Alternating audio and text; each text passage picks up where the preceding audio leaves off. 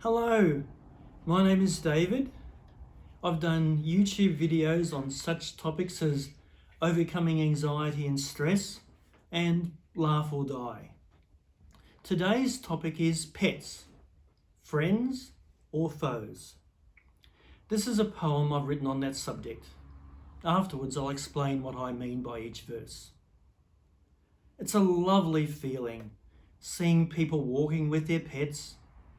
The joy on the faces of both, one never forgets. Sometimes they walk together, sometimes they do not. After all, there are distractions, people and their pets to chat to along life's path. A walk can become a trot. Pets walk and live for the moment without any regrets. My neighbours have a pet dog. Maybe yours do too. Owning a dog is said to help you feel a lot less stress. But when your neighbour's dog never shuts up, what do? Shouting, "Will you shut that bloody mongrel up?" is my guess. It says a lot about the callous disregard for the welfare of their residents that so few aged care facilities allow pets to reside with their owners. How dare they? If you own a dog, your risk of dying from a heart attack or stroke decreases by 30%. But aged care facilities aren't interested in that, or anything that makes their residents happy. What do you say? Working alongside horses can do wonders for your physical and mental health. Even looking at horses in the mounting yard before they race can put a smile on your face. And when you smile, who needs wealth? When you truly love a pet, or a person too, you don't put a leash around their neck or put them in a cage, do you? You look after them responsibly and allow them the freedom to be themselves, and that they spend time with you because they want to. Let's look at verse 1 again. It's a lovely feeling seeing people walking with their pets. The joy on the faces of both, one never forgets.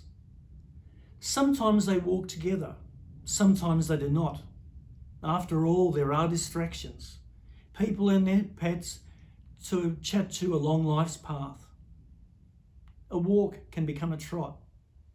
Pets walk and live for the moment without any regrets.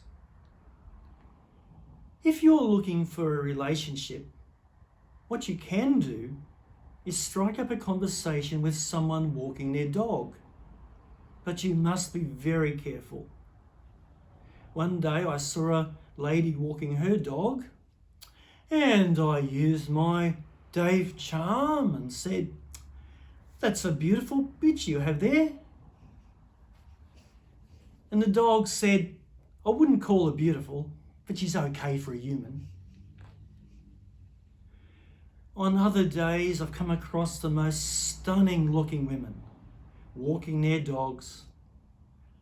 I could tell they took extra time making themselves look so beautiful, so hard to resist.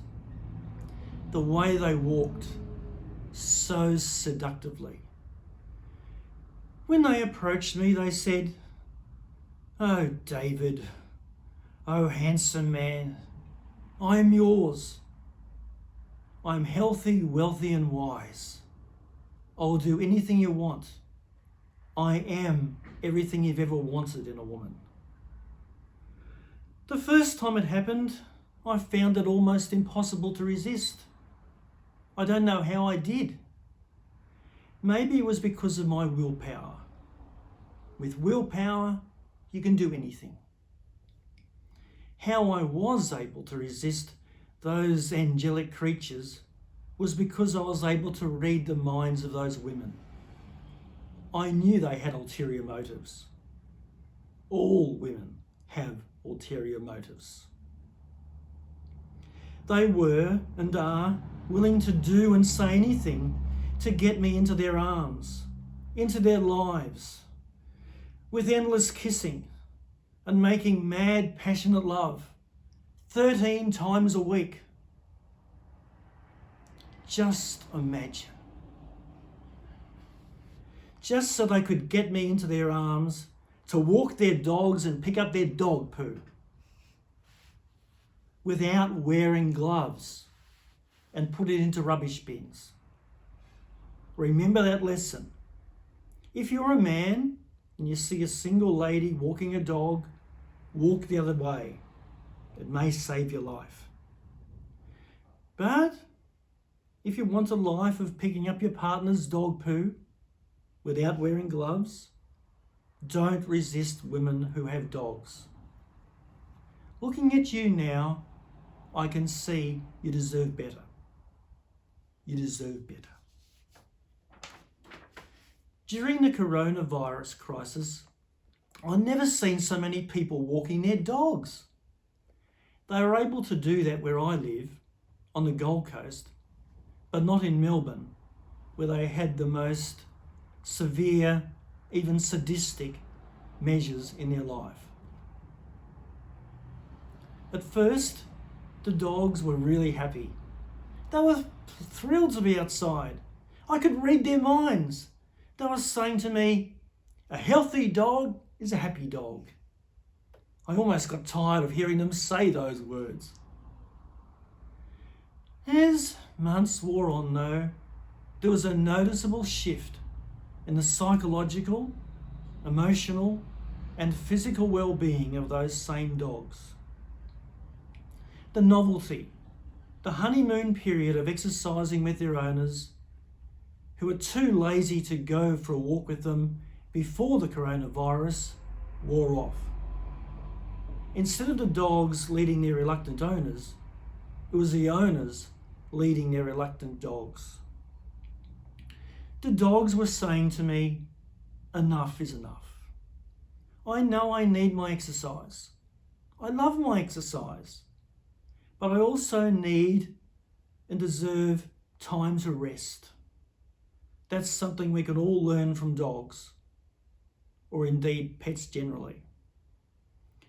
Probably the most important lesson, though, we can learn from pets is that they live for the moment without any regrets. Do you have any regrets? I bet you do. Things you've said and done which you wish you hadn't. Things you wish you had said and done, but didn't. You can't do anything about them now, so don't hold on to them. The sooner you get rid of your regrets and anxiety and live in the moment, the happier you'll be. There's no need to thank me for those words of wisdom. After all, they did come from a dog. But if you would like to have coffee with me, I'd love to. So long as you pay, you must pay, and you don't start whinging about your regrets. If you do, expect dog poo to be thrown all over your face. Verse 2. My neighbours have a pet dog. Maybe yours do too. Owning a dog is said to help you feel a lot less stress. But when your neighbour's dog never shuts up, what do? Shouting, "Will you shut that bloody mongrel up?" is my guess. My neighbour's children kept saying to their parents, "We want a dog. We love a pet dog." They had their way, as children do. But what their parents didn't tell them is that there is responsibility when it comes to pet ownership. From the day that mongrel set foot inside their house, it's barked continually, day and night, as if it's got a bee up its bum. Its name is Anthony, by the way, hates everyone and everything. It's so tempting when I'm working from home doing counselling to say to a client, "Excuse me, I won't be a minute."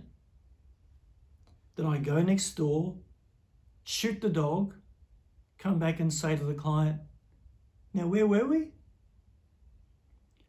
When Anthony's owner, Jim, comes home from work, the dog barks even louder. Jim interprets his pet barking as, "Hello, handsome. I am so pleased to see you. How's your day?" But what the dog is really saying is, "Listen, you lazy, hideous toad. I've been stuck inside all day. Why don't you take me for a walk?" What my neighbours are too stupid to understand is that dogs, cats, horses, birds are animals which belong outside where they can enjoy the fresh air. To keep them inside is cruelty. Councils get involved in disputes every day between neighbours arguing over their pets. Sometimes the disputes lead to murder. I am not surprised. You may feel a lot less stress from owning a dog, which barks all the time. But what about the stress level of your neighbours? Or don't you care about that, you dog? Let's look at verse 3 now. It says a lot about the callous disregard for the welfare of their residents that so few aged care facilities allow pets to reside with their owners. How dare they? If you own a pet, your risk of dying from a heart attack or stroke decreases by 30%. But aged care facilities aren't interested in that, or anything that makes their residents happy. What do you say? Pets offer companionship and unconditional love. What right have aged care facilities, or jails to use a more accurate term, to deny that to their residents? How could they be so cruel? The reality is that those in charge of aged care facilities are experts in denying rights and freedoms to their residents. There are a few facilities which do allow people to visit with their pets. While volunteering at one such facility, I'll never forget the look on Peter, one of the residents. He held that beautiful dog, Josette, in his arms. They could feel and sense their love for each other. It was the highlight of Peter's week. So beautiful. Also briefly smiling and embracing Josette. It was oh so special for both of them. Why couldn't that facility allow Peter and other residents to actually own and keep a pet such as Josette? The answer is that the facility and others I've seen and heard about run the places like prison camps, except the prisoners have more rights and more freedom. Verse 4.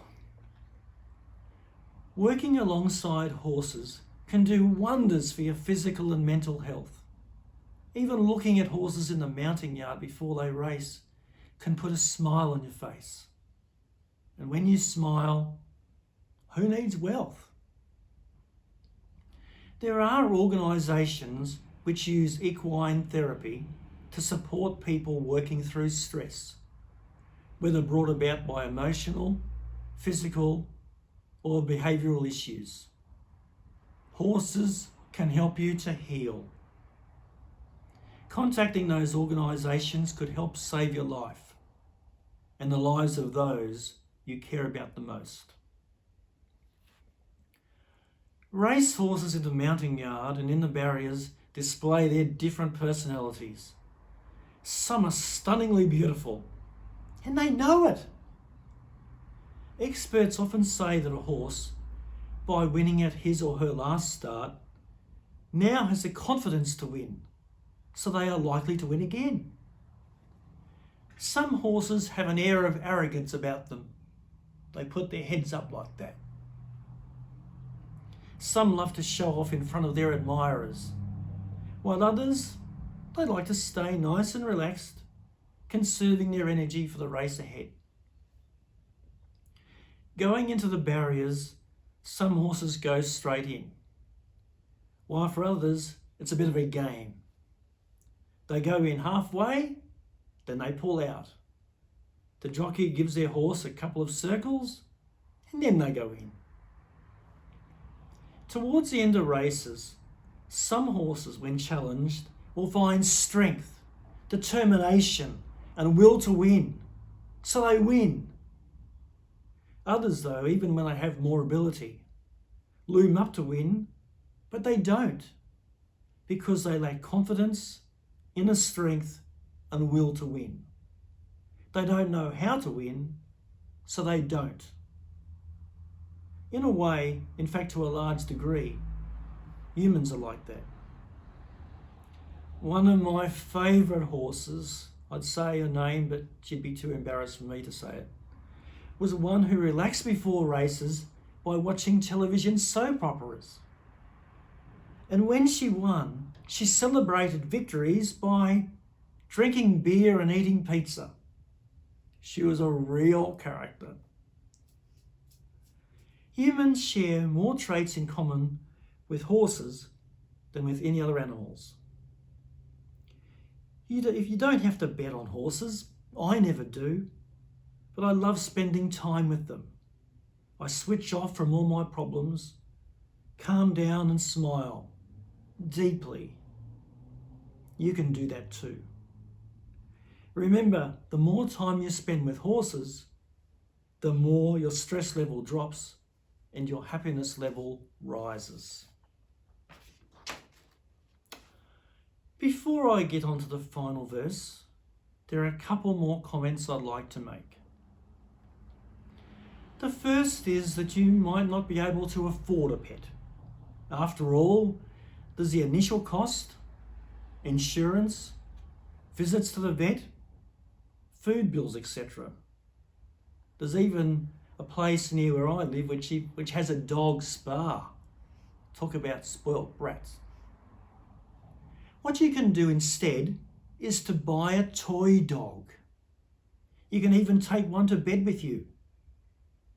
The toy dog won't wake you up at night to ask, "If I died, would you get another dog?" The toy dog won't bark. It won't have to go to the toilet either. The toy dog won't make noises from its mouth or backside when you're trying to sleep. The toy dog won't complain when you come home late from work. Toy dogs don't hate their bodies. They won't want a divorce when you take other toy dogs to bed with you. In fact, toy dogs can be not only better than real dogs, but better than real people too. I've got a question for you now, which no doubt you've been asked many times. The question is this: if you weren't a human, which animal would you choose to be? A cuddly koala? A playful penguin? A high-flying eagle, maybe? What animals do you see other people as? You might see one family member as a hungry hyena. You might see some people you don't like as pigs or dung beetles. To give my cinematographer, Emily, the ultimate compliment, I've always seen her, from the time I first met her, as having more traits in common with a wombat than a human.